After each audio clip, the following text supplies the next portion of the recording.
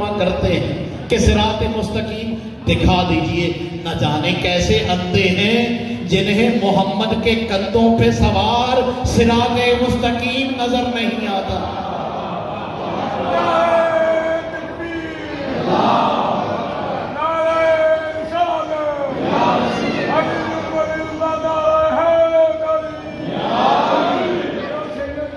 تو 9 بار پوچھنے پہ محمد صلی اللہ علیہ وآلہ وسلم خاموش رہے, انتظار کر رہے تھے کہ صراط مستقیم آ جائے مسجد نبوی میں.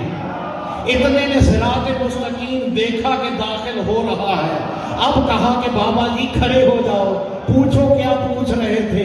اب پھر بابا جی کھڑے ہوئے, کہا پوچھا تو یہی تھا صراط مستقیم کیا ہے, صراط مستقیم کیا ہے.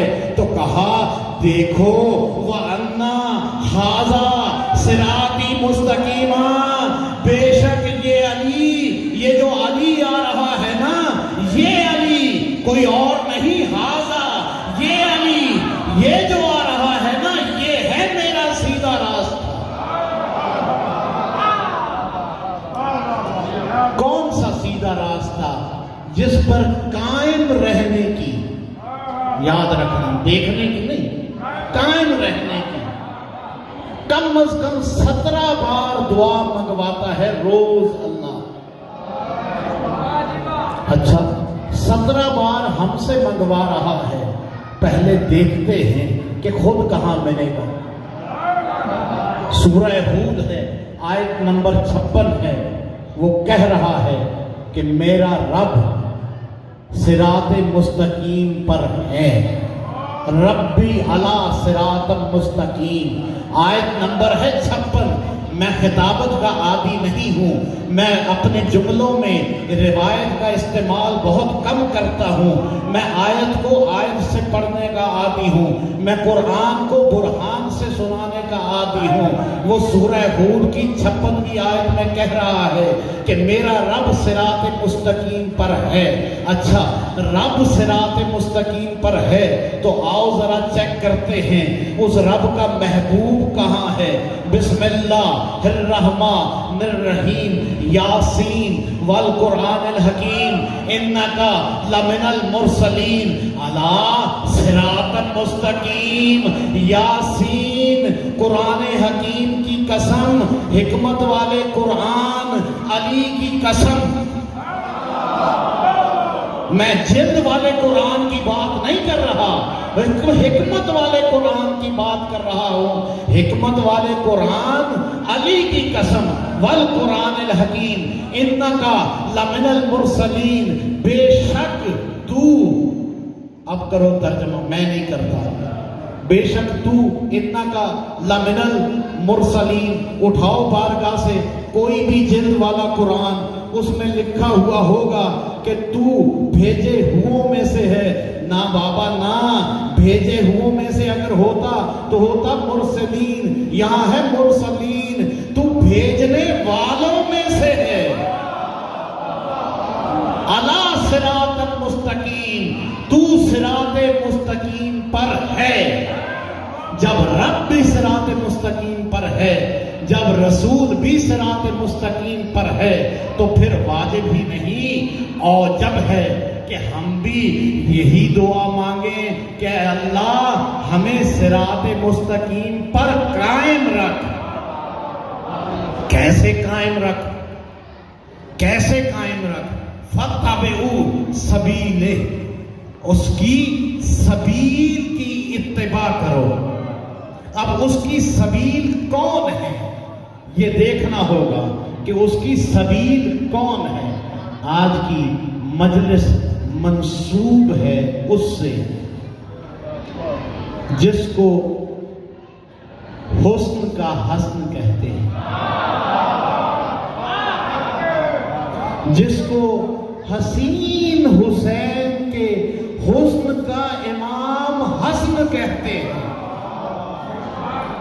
یہ وہ سبیل ہے جسے محمد مدینے کی گلیوں میں اپنی کاندھوں پر, شانوں پر بٹھا بٹھا کر دکھاتے رہے، لوگ پوچھتے رہے کہ وہ کیا سواری ہے، آگے سے بڑا ترنت جواب ملتا رہا، خاموش، یہ بھی تو دیکھو کہ وہ کیا سوار ہے۔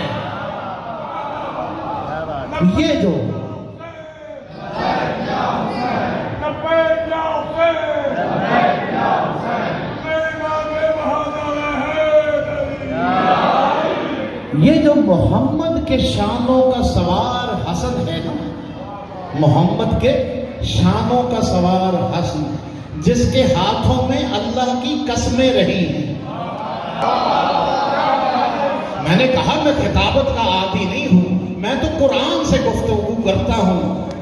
واللیل والضحیٰ، جس کے ہاتھوں میں وہ زلفیں رہی ہیں جن کی اللہ قسمیں کھاتا ہے، تو اس کے ہاتھوں میں پھر اللہ کی قسمیں رہی ہیں نا۔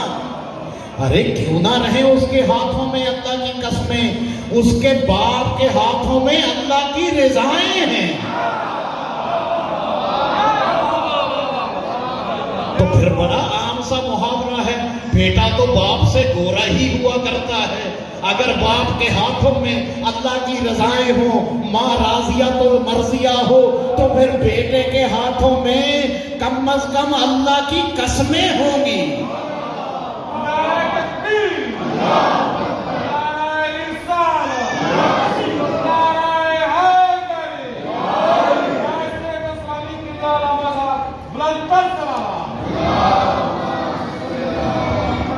اچھا قبلہ کہتے قبول ہے مجھے، کیونکہ آپ کے مقابل ہوں۔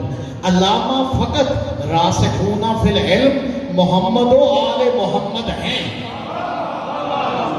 ہمیں نہ تو آیت اللہ کہلوانے کا شوق ہے، اور نہ ہی ہمیں کسی قسم کی وکالت کا زوم ہے۔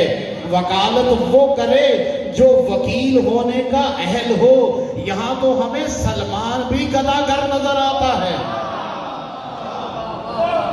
تو میں عرض یہ کر رہا تھا کہ حسن کے ہاتھوں میں اللہ کی قسمیں ہیں، حسن کے ہاتھوں میں اس کی زلفیں ہیں جس کے بارے میں فرماتا ہے اطیعوا اللہ و اطیعوا الرسول و اولی الامر منکم، قل ان کنتم تحبون اللہ فاتبعونی، کہ اگر تم اللہ سے محبت کا دعویٰ کرتے ہو، اگر تمہیں شوق ہے دیواروں پر لکھنے کا اور گاڑیوں پر لکھوانے کا کہ میرے لیے اللہ ہی کافی ہے، تو اس کافی کے زوم سے نکلو اور محمد کی اتباع کرو۔ ارے جس محمد کی اتباع کو تم پہ اوجب قرار دیا گیا ہے، اس کے شانوں پہ بیٹھ کے حسنین کبھی محمد کو ادھر موڑتے ہیں، کبھی محمد کو ادھر موڑتے ہیں، اور تفسیر بن جاتے ہیں جو محمد نے دعا مانگی تھی، اے اللہ حق کو ادھر موڑ جدھر علی مڑتا ہے۔ یہ ہے وہ حسن۔ آ گیا مقام حسن سمجھ میں کہ کم از کم جس کی سواری محمد ہو، وہ 25 حج پا پیادہ پیدل کرتا ہے، اور برہنہ پاؤں ننگے پاؤں 25 حج۔ جب اس سے پوچھا، حالانکہ یہ حسن وہ ہے جس کے دادا عبد المطلب کے ہزاروں اونٹ چلتے تھے عرب میں، غریب گھرانہ نہیں تھا۔ جناب خدیجہ شادی سے پہلے، عقد محمد سے پہلے اپنا سامان تجارت روم بھیجنے کے لیے عبد المطلب سے ہی تو اونٹ کرائے پہ لیتی تھی۔ تو حسن سخی حسن ہے، حسن کریم حسن ہے۔ دادا کے اونٹ تھے، اور بھی سواریاں تھیں، گھوڑے بھی ارد گرد اچھی سے اچھی نسل کے تھے۔ جس کی پیدائش پہ مرتجز آ جائے، اونٹ ارد گرد، گھوڑے آس پاس، کہنے دو گے گدھے بھی ارد گرد بہت تھے، خچر بھی تھے، بڑے ہی خچر تھے، بڑے ہی خچر تھے، گدھے بھی تھے۔ اس کے باوجود 25 حج پیدل کیے۔ کسی نے پوچھا مولا 25 حج پیدل وہ بھی ننگے پاؤں؟ تو مولا نے فرمایا حسن کو گوارا نہیں ہے کہ وہ اپنے رب سے ملاقات کو جائے اور سواری پہ جائے۔ یہ ہے حسن۔ ایک زمانہ ہے کوفے کا، کوفے میں حسن اپنے گھر پہ ہے۔ ایک بندہ کوفے میں آیا، کوفے میں آیا، مسافر تھا، مسلمان نیا نیا ہوا تھا۔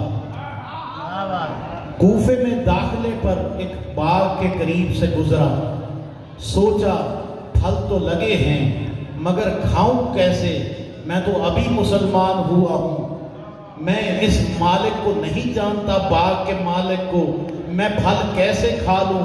اس بیچارے کو کیا معلوم تھا، نیا نیا مسلمان ہوا تھا، یہاں تو لوگ مالک سے پوچھے بنا پھل کیا پورے کا پورا باغ کھا جاتے ہیں۔